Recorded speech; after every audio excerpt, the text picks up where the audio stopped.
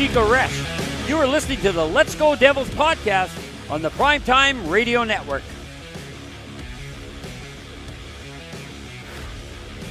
Happy Devils Tuesday. This is Devils After Dark, coming to you live from the Primetime Radio Studios inside the bunker in an undisclosed location in beautiful New Jersey, and out in Beverly Hills, California, in the Michael J. Fox Studios is Scotty of SiriusXM Liquid Metal.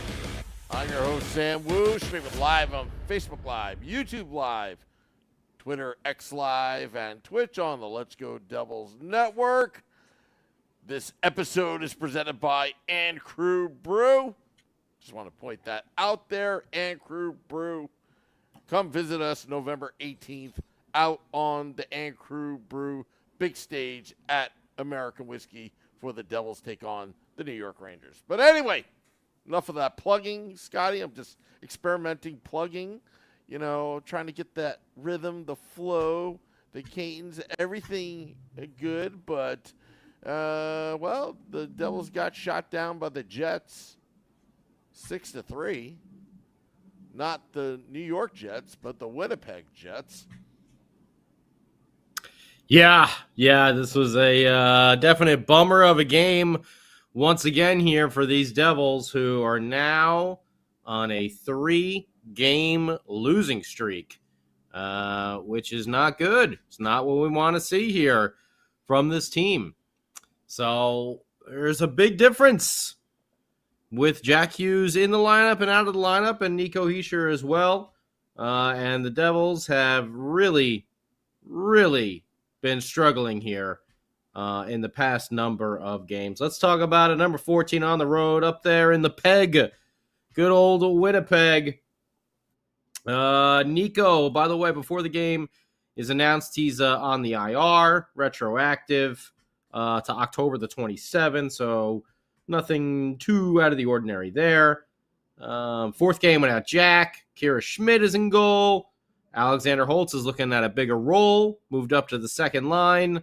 On the wing with Toffoli and Dawson Mercer. Timo time. Timo Meier has been kicking it into gear. 10 points in the last 10 games, which is what we'd like to see from Timo. And new defensive pairings as well. Luke Hughes and Dougie Hamilton. So we'll see how this all plays out. Spoiler alert, it didn't go too well. First period, though, Brendan Smith, who had a busy game, actually draws a hooking penalty on Ehlers after he gave him quite the love tap. Cross-check there to the old side. But, hey, ref didn't catch it. So Devs go on the power play. They had some good movements. They kept the puck in the zone, had some initial problems getting it in there. But then, once they got it in, they were able to trap the Jets in there for a number of minutes. Well, not a number of minutes, about a $1.25 or so. And they had a number of opportunities, which is what I meant to say right there. And they don't convert. Kira Schmidt in goal came up with a big glove save, actually, on Stanley for the Jets right after that power play expired. So some timely saves there by the goaltender, although it didn't continue all the way through. Jesper Bratt had a nice shot from far. A rebound. Hellebuck was leaving rebounds all over the place tonight. And you're hoping the Devils were going to be able to pounce on some of them a little bit. A couple more of them. I don't even know what the hell I'm talking about anymore. I'm so frustrated by this game. But either way, rebound hanging around there at the side of the net. Marino comes in there, pinching on the play, tries to shoot, and he hits Timo in the ass. Right in the ass. As Timo was trying to jump and get out of the way, because he was in the crease area at the time. So, yeah. Kind of like that scene at Blazing Saddles when the Waco kid is telling the story about the little kid. He's like, I drew my gun on that little kid. I just turned around and walked away. Little bastard shot me in the ass! So, kind of the same deal going on there. With Marino just accidentally hitting Timo there. Akira Schmidt had a big toe save on Perfetti, sliding across, getting the leg down, which he wasn't doing a couple games ago But he was able to get the leg down and make a beautiful save coming across there to break up that offensive opportunity. Nice defensive play by Ball to break up. What else? An odd man rush. You don't say. An odd man rush against the Devils? Never heard of such a thing. He didn't commit too early, and he was able to use that big old body and get in the way of the pass across. So good play right there by Kevin Ball. Dougie had an interference call, and that was killed off. And then when Dougie got out of the penalty box, had a 2-on-1 there with Mikey McLeod, but didn't connect. Palat almost got a good dirty goal there in the front. It was about the last minute, last 30 seconds of the first period or so.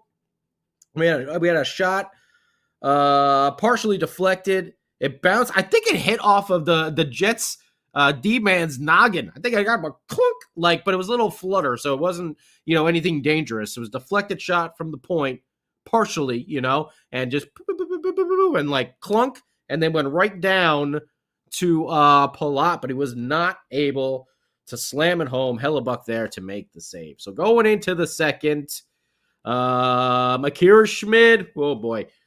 You see it starting to happen. Akira Schmid had a wicked snapshot go off of his shoulder and then off the crossbar from Shifley. And on that shift, it seemed like just a matter of time that the Jets were just like, we're going to score now. We've had enough of this. And sure enough, they did. As Kyle Connor, wide open on the other side. Was this the one that he was kind of shifting, cycling on? I don't remember. You know what? Doesn't matter. That was lost anyway. Eventually, Connor was able to get there, put it home for his 12th. Kyle Connor has 12 goals already on the season. Even strength at 8:07 of the second period. And once again, the Devils are playing from behind. They had one shot in the first 9 minutes of the second period. One shot in the first 9 minutes of the second period. Offensive juggernaut. That's not a recipe for success. Alexander Holtz. I know Coach Ruff was on him. Well, he put a nice back check on there. Break up a good scoring opportunity on what? Oh, you guessed it. Another odd man rush. So good on Holtzy for getting back. And Timo made a good back check a little later on in the game as well. Either way, Toffoli then he gave a nasty cross check. They kind of got a little hit along the boards by the benches, and Toffoli was not happy. And he put whomever from the Jets down, and then boom, cross checked him down on the ice. So he's in the old sin bin. And then this was Cole Perfetti. Power play goal for the Jets at 13:54, putting them up 2-0. Oh, that penalty kill. Oof. Showing its ugly head again. Perfetti shot from in close, deflected. Oh, this is the one that went up Kevin Ball's stick, basically. Perfetti was also in close, so you're hoping for a little bit more defensive coverage. But the Kevin Ball gets a stick out there, deflects it, it goes right up his stick, and turns into this off-speed pitch knuckleball, kind of just fluttering in the air. And you can see Akira Schmid almost in slow motion being like, no, trying to close his arm, to the side of his body as the puck is just and goes right in between. Just before he can react to it and get that arm closed. 2-0 Jets. Perfetti is fifth at 13:54 of the second period. And then finally, the Devils decided to wake up and start playing some hockey. On the power play, PPG, a minute later at 14:54. Give me fuel, give me fire, give me goals from Timo Meier. Ooh, yeah. His fifth of the season. He's starting to rack him up, starting to put him on the board. That's now 11 straight games with a point for Timo Meier. And this was also kind of the changeup now going for the Devils' way. They just got scored on by that one that rolled up Kevin Ball's stick and went off speed. Well, now Timo was able to fire a shot, and he ripped one at the net, but it deflected off of the defenseman's stick for the Jets and turned into its own changeup and went right past Hellebuck. So there you go. Timo Meier gets his 5th from Palat, his 5th, and Jesper Bratt. Nice to see you. We need you getting on that score sheet, Jesper. His 13th assist on the season. PPG 2-1 Jets at 14:54. And I know there were a lot of disappointments in the last game. We had some technical difficulties while we were down there at American Whiskey when we were launching the And Crew Brew, the greatest beer you may or may never have had yet.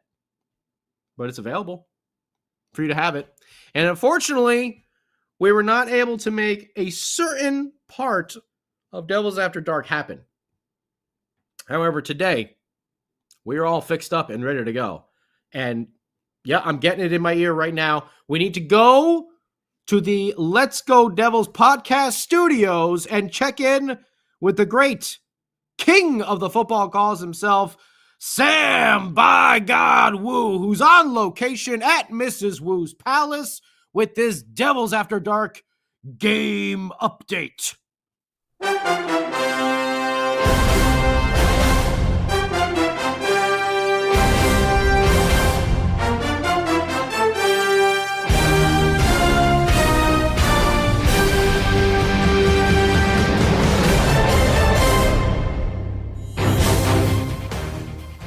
This game update is presented by And Crew Brew. Join our crew today and drink And Crew Brew, where we make winning memories together, one crew at a time. Devils, Jets, up in Winnipeg, the Jets suck. Devils on the 1-yard line of Winnipeg. Power formation. Hughes snaps it to Lazar. Hands off to Marino. He dives. Touchdown Devils! Touchdown Devils! Can you believe it? His first touchdown of the season. John Marino. He's in the end zone. He spikes the puck. Take that, Hellebuck. Devils 2-2. Tie! Are you ready, New Jersey? All right. Football call there for Sam Woo. Nicely done. And you gotta, I will say, it's a nice helmet you got going on there. But I kind of enjoy the one that squeezes your head and looks like it's gonna pop off at any moment.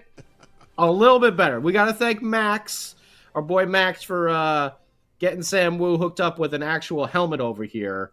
But there is a certain charm to that little Hutch helmet as well, I gotta say. Are you trying to kill me? Never!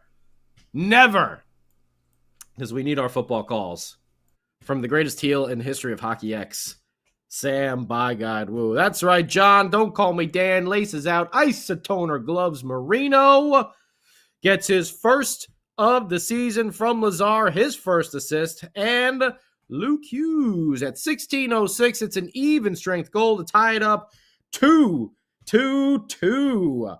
And this one, was a big blast from Luke out at the point, and another one where Hellebuck left the rebound just sitting there. I think Lazar might have got a little piece of it after the shot, and then Marino came in and cleaned it up and put it home. So good on Johnny Boy there for pinching in at the right spot. And he had that other opportunity, the one that hit Timo in the ass earlier in the game. John Marino could have had 2 goals tonight.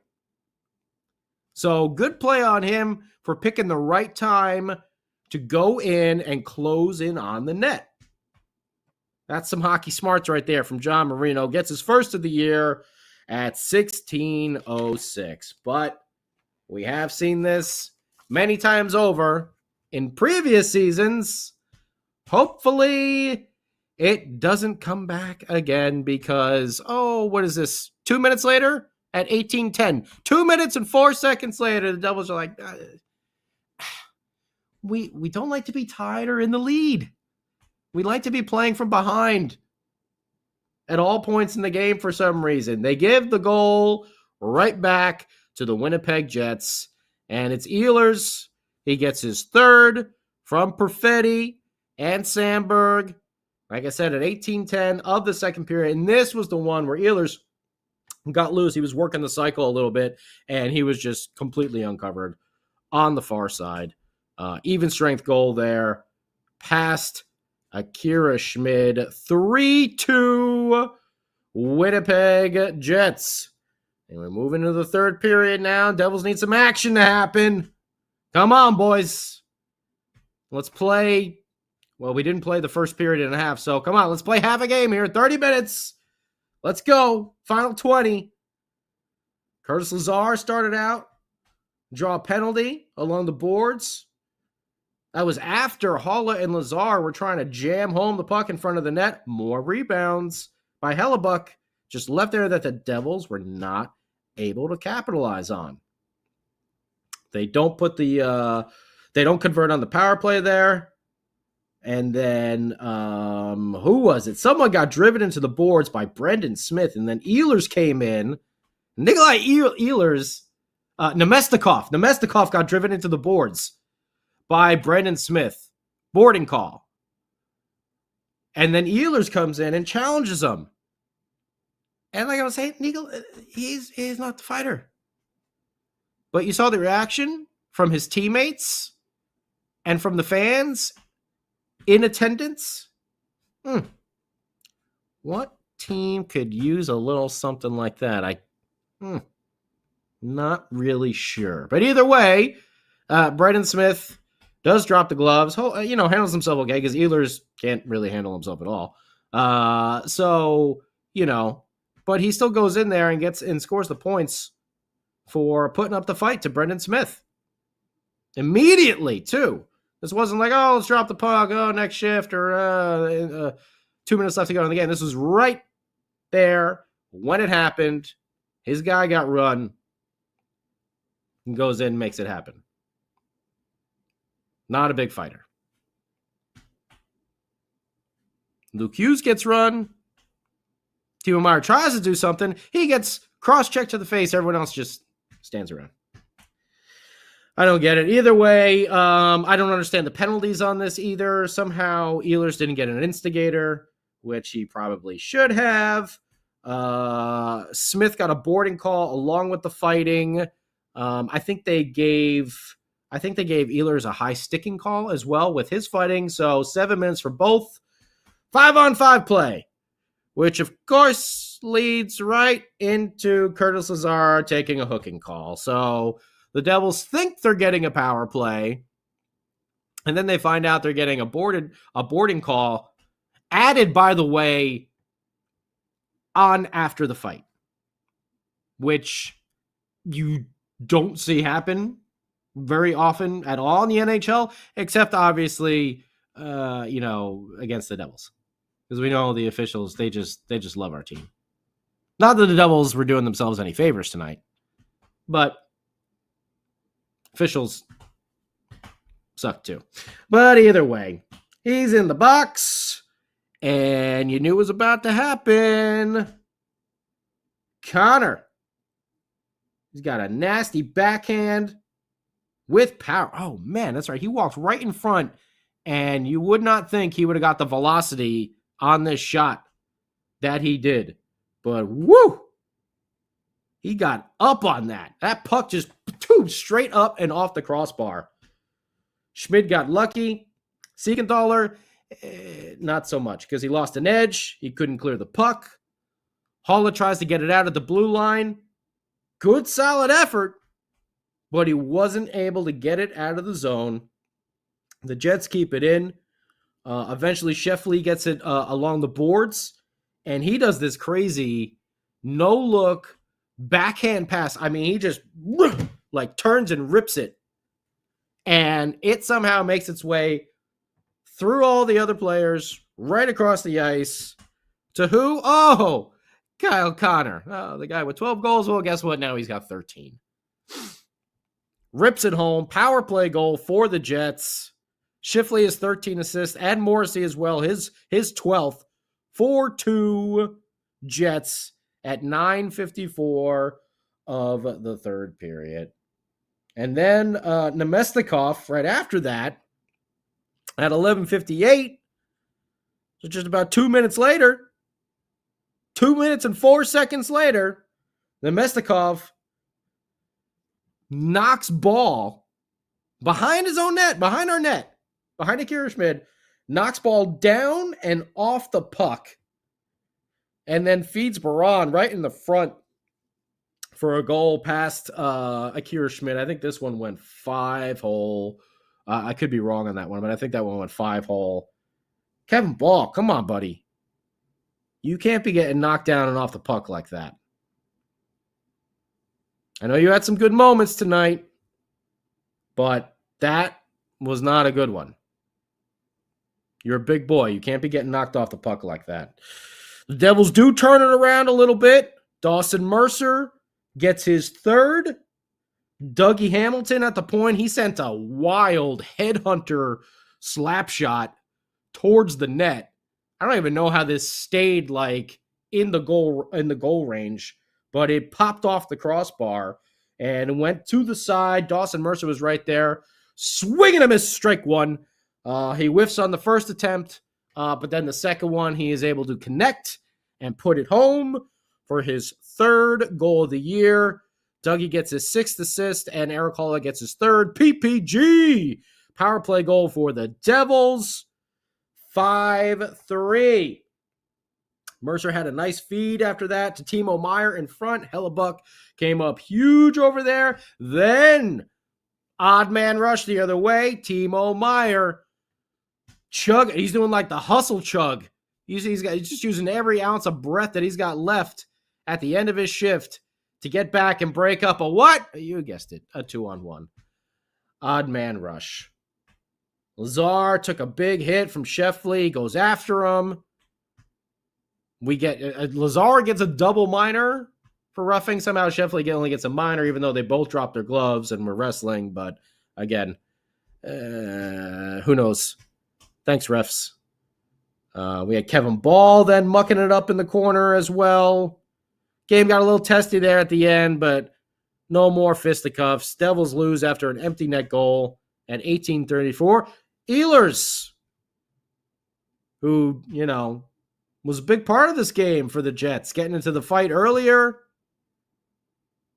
Jets scored twice, by the way, while he was in the penalty box. So that should tell you how his team responded to that. 18:30, he gets paid off with the empty net goal, 6-3. The gambler should have folded him. He tried to pull in Akira Schmid, but like we said, empty net goal. Shots on goal for the Jets, 9, 12, 10 for a total of 31. Devils, 7, 10, 17 in the third for a total of 34. Face-off percentage, pretty even. Devs 132. The Jets 129. Power play, Devils 2 for 5. Jets 2 for 4. Devils slight advantage in the hits, 18-13. 21 block shots for the Jets. 3 in a row. And now you got to go face the Pittsburgh Penguins, who suddenly can't lose. Of course. And then the friggin' Rangers, who somehow seem to be pulling off every tight game this year. This team needs a serious wake-up call. You cannot go into this game on Saturday at the Rock, which the great Sam Wu will be at American Whiskey along with Short Sky. Beer Baron. The Ann Crew Brew will be flowing. Got the Towers. Alejandro will be there. Peyton will be there. Maybe Frank the Tank as well. But you know what? There's going to be a lot of Ranger fans as well. Because they are extremely bitter after the Rangers got bounced last year. And the Rangers, you don't think they forgot about that. They've had this date on the calendar circled since the schedule came out. Kreider and Panarin,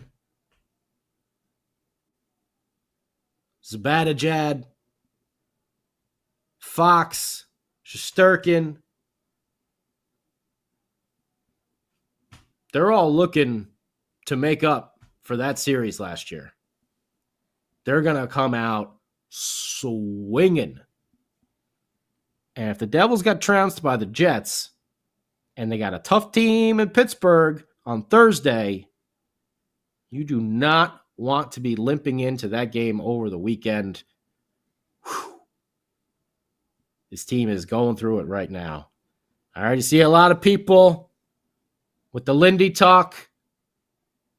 Well, we're going to talk to the man who backed Lindy all through last year's debacles and the previous. He said, sign him up.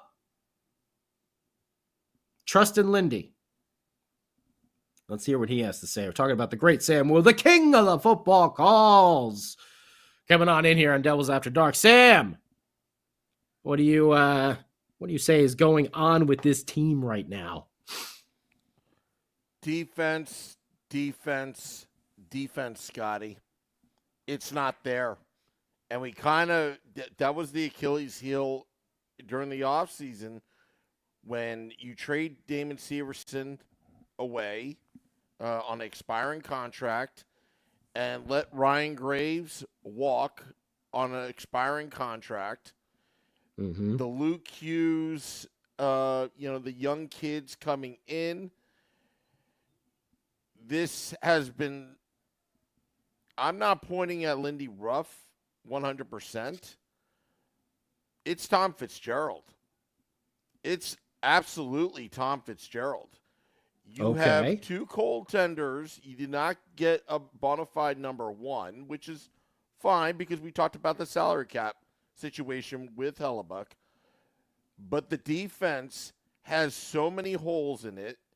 And I was fully expecting John Marino, who has done very well offensively for the Devils so far. The defense is giving up 3+ goals a game. You can't win. Yep. You can't outshoot and outscore your opponents. It's not sustainable. You just can't do it in the NHL. This league is too good.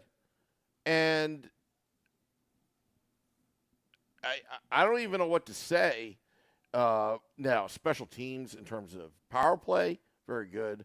The offense can score goals, especially if Nico Hischier and Jack Hughes is in the lineup, but they're not in the lineup.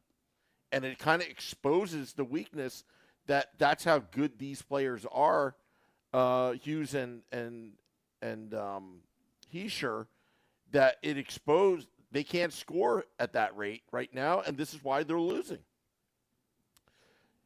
I've always been a defense-first kind of guy, and I've said this. We talk about beefalytics. We goofed around about it for the last 4 years. But this team is passive. Their mindset is passive. Everything's passive about it. It's like, oh, we're down. Okay, well, we'll play now. Yeah, hold my beer, and we'll start playing. You got to go for the jugular. Full 60 minutes.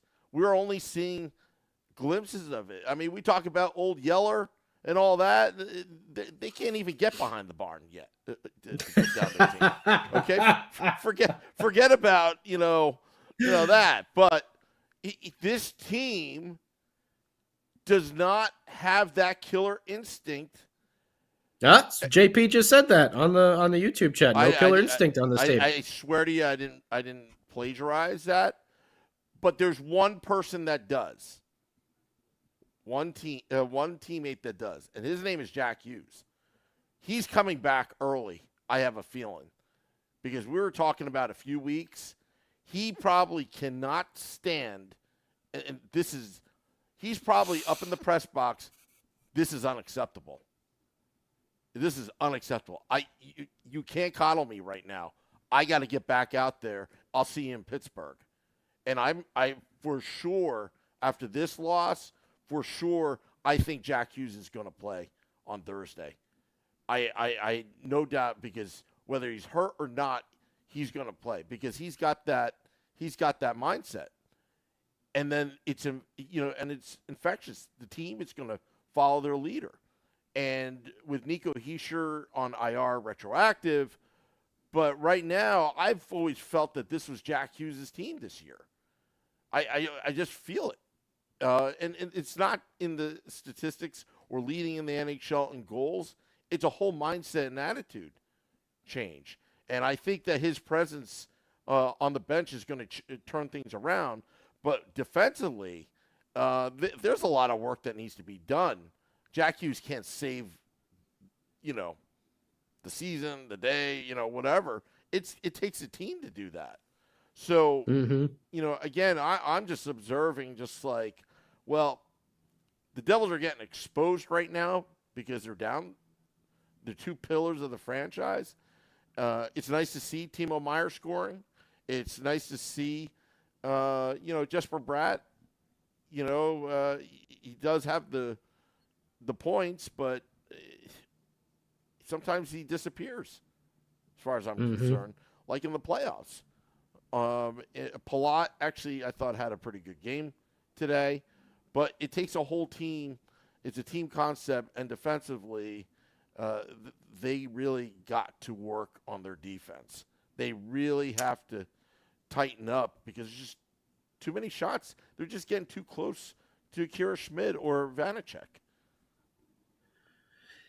Now, I think just about everyone, hasn't been happy with the defensive play so far. And, I don't think people were expecting the Devils to struggle this mightily, I can't even count anymore how many odd man rushes they're giving up. It's way too many per game. But it's just every period you're talking at least like 2, 3, odd man rushes. And the odds for the goaltending in those situations are not the best. So, Sam Wu, how do they fix this defense? I don't personally, I don't want to say anything negative about them because maybe they are, but I'm not sure that Colin Miller and Cal Foote are the answers to solving these defensive woes. Maybe they are, but perhaps they are not. Do you go and make a move for someone like Zadorov, who is, put in the request for a trade from Calgary, who we know no one wants to play up there right now, except for all the Edmonton Oilers fans? I think they forgot how bad Calgary is, as well as they've been revolting against the Oilers being so atrocious. They're all buying Flames jerseys. They're going to be for a rude awakening when they find out that the Flames aren't going to have a team by the trade deadline, because everybody's going to be gone. But do you wait until Miller? We talked about it the other day, but it's 6 goals again against. Numerous defensive breakdowns. I've got a solution. Do you make the move, or do you really stick and see if you can get anything with a Cal Foote and a Colin Miller? I've got a solution that may piss people off. I think you need to have your blue line, your defensemen, stop pinching in. They're getting burnt a lot.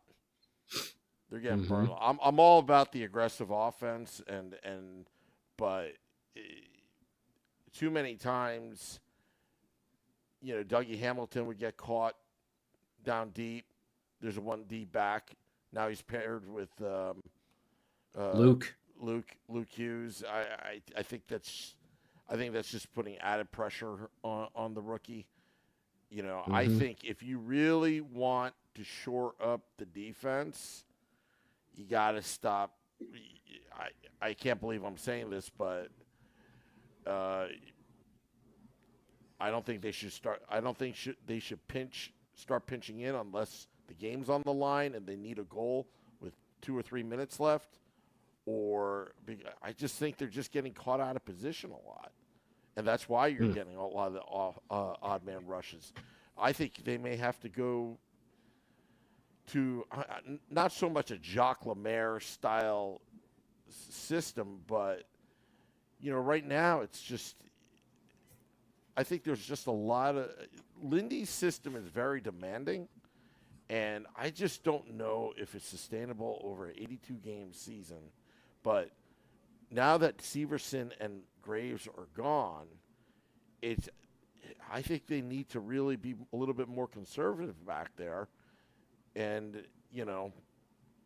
have 2 T guys on the point, and they don't go any further for now till they can figure this thing out. And I think that's one thing that a lot of us, myself included, because I know, Sam, you and I and, Shorts Guy and Beer Baron, we talked about Ryan Graves is, he's a workhorse. He was out there eating up huge, huge minutes. Him and Damon Severson blocked a ton of shots. However, at certain points during last year, when Ryan Graves needed to turn on the offense, he did. I think it's a really appreciated part of his game, in that, I think Ryan prefers to be the stay-home defenseman, but when he needed to, he stepped up and he started putting points on the board for this team. Yeah. And I don't think maybe he can. I'm not sure if Kevin Ball can do that. I don't know if Colin Miller could do that. I am 100% positive that Brendan Smith can't. I don't think he's scored a goal in over a year now. It just seems like Luke okay, Dougie okay. John got his first one, but it seems like they get caught out of position a lot. They're more on the blitzkrieg mode, and part of me just wants them to just,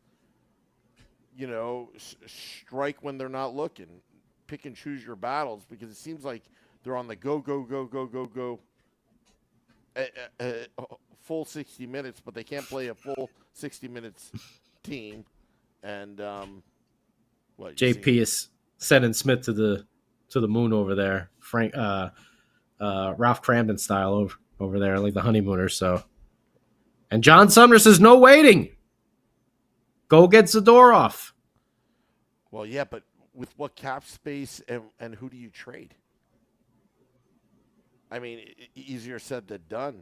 If you're going to get him, you're going to have to give up something. And where are you going to find $3.75 million in the cap space? I'm all about getting him. Don't get me wrong. It's just, it's kind of like I'm like an accountant that spoils the party. It's like, where's the money coming from? Where's that cap space coming from? You got to can somebody. Brendan Smith's salary is not going to cover it. Trust me, it won't. No. I mean, they may have to. I mean, Calgary may have to retain, but Pollock, I don't think Fitzy's going to give up Nemec for Zadorov. So don't worry about that. He better not. I hope he's the real deal, Nemec. But you don't give him up this early. But is it too early in the season? We're on game 14. Well, look, if the Devils were at full strength right now, we wouldn't be talking like this. But their defense is a problem. It's being exposed right now because we don't have enough offense right now to cover that up. Is that the style that Tom Fitzgerald wants to roll with? I don't know. But it's something that's been glaring from game one. And if Jack Hughes and Nico Hischier were in the lineup, we're probably going to win some of these games. Not maybe a majority of them, but not all of them. But you know what? Wouldn't it be nice to play a little defense these close games and have that offensive firepower, that quick strike offensive firepower that they are definitely capable of. I mean, the 2 goals that they had tonight were within 2 minutes of each other. I don't remember. Yeah. So, Yeah, it was like about 2 minutes. Yeah, I mean, is it Ryan McGill? Because Ramona Rice is saying fire the defense coach. He did a great job last season, but maybe he doesn't have the horses under him like he did last year. I mean, that's a lot of experience with Severson and Graves versus Hughes, and then you add in Brendan Smith that's playing practically full time right now. So Colin Miller, is he the solution? I think he's part of the solution. Should they trade for Zadorov? I think they should attempt or at least drive up the price because it looks like Toronto may want him. So, so there's a lot of things, but I think if you want a quick solution, if I was the coach of the New Jersey Devils, I'm going to look at it and say, look, play defense. You're not pinching in till we tell you to. Kind of like in Rocky IV, that his Russian trainer, when he goes, whatever he does, and then he just starts like, kind of like a blitz in football. He's just like a flurry of punches. You should hold back, and then send them when appropriate. Maybe you won't wear out your defense, too, when you're not playing that aggressive 24/7 out on the ice. I'm just thinking out loud here. I think that would be the first step. Work on the defense, but it has to be a team commitment. Because how will the offense suffer knowing that your 2D guys are going to be hanging back? So you got 3 forwards against, sometimes it looks like 3 against 5 deep in the zone. But, it's an idea. And maybe that's where they should start first. And Lindy listens to this podcast, so if we find that against Pittsburgh, if John Marino's hanging out on the red line the entire time, then we're like, I didn't want you to go that far. Well, we'll see our old friend Ryan Graves, and if history likes to repeat itself, he'll score a goal against us, much like Taylor Hall and Miles Wood last week. So can't wait for that. Oh, yeah. Should be a ton of fun. But I think, I think some people, I think myself included, might have underestimated a little bit of that offensive side of Ryan Graves. Damon Severson, even though he was playing on a third pairing, isn't really a third pairing D-man. Yeah. He's too, borderline going up on your top pair at spells. I wouldn't say he should be up there all the time. But, yeah. I do want to say, though, before we wrap up, Jack Hughes makes a huge difference on this team. And his mentality seems to rub off on the rest of this team. Like Sam was saying, certain things are just unacceptable. I hate to make the comparison as a Mets fan, but he's almost a little Jeter-esque with the Yankees. Why did you have There's a certain...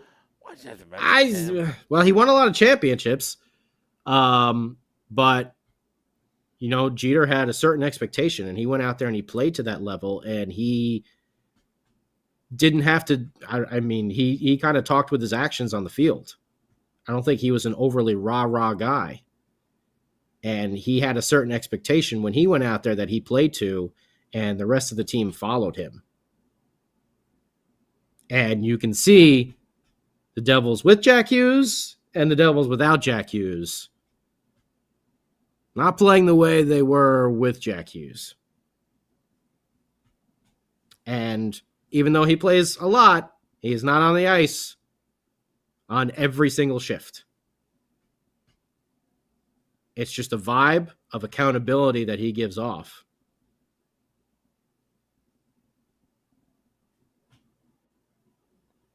No, he can't play defense, but he did play goalie a couple times, Ramona. He did stop a couple empty net goals there earlier in the season, so maybe we'll give him a little credit for some emergency backup goalie action there. Jack Hughes, defending the net. Either way, tough loss for the Devils. 3 in a row on the L column. This is going to be a tough stretch here. Pittsburgh on Thursday, Rangers on Saturday. They need to get it together and get it together now. Lindy, we've trusted you before. We're trusting you one last time here. Get this team right. These are two divisional games, 2 4-pointers. Can't go out there leaving 6 goals on the board for the opposition. Hopefully, we will see some of you down at American Whiskey on Saturday night for the Rangers and Devils, reuniting the rivalry there at the Rock. Sam Wu, Shorts Guy, I think even Ann Crew's going to be down there drinking the Ann Crew brews. Go get yourself a tower. Hopefully, we're talking about a Devils W on Thursday. You got State of the Fan Address coming up tomorrow with Nick Villano from Pucks and Pitchforks, and you know those morning woos are always coming your way from the Not recently. Been very busy recently. All right. Well, forget everything I just said there about the morning woos. Strike that out. And just go with everything else. I'm sure Sam will start it up again as well when he gets a little more time to himself because he has been a busy little bee behind the scenes doing a lot of stuff for us. And for you out there on YouTube Live and Facebook Live and X and Twitch, just making our experiences down there at American Whiskey that much better. So we want to thank the Sam Wu for all the effort he has been putting in.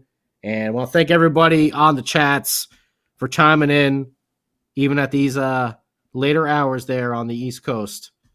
We're going to wrap it up here for a Tuesday night. Thank you very much, everybody. We'll be back on Thursday.